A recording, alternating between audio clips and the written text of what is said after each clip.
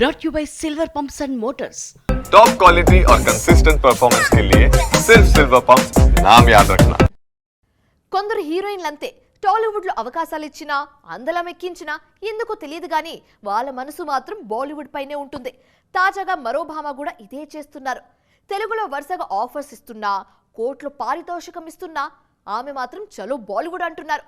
మరి ఇంతకీ ఎవరా హీరోయిన్? 10 ఏళ్ల నుంచి బాలీవుడ్లో ఉన్న రాని పేరు తెలుగులో 2 అంటే 2 సినిమాలతోనే తెచ్చుకున్నారు మృణాల్ ఠాకూర్. నార్త్లో అరడజన్ సినిమాలు, దానికి ముందు సీరియల్స్ చేసినా కనీసం పట్టించుకున్న పాపాన పోలేదు. అలాంటి సమయంలో సీతారామం అనే ఒక్క సినిమా ఈమె జాతకాన్ని మార్చేసింది.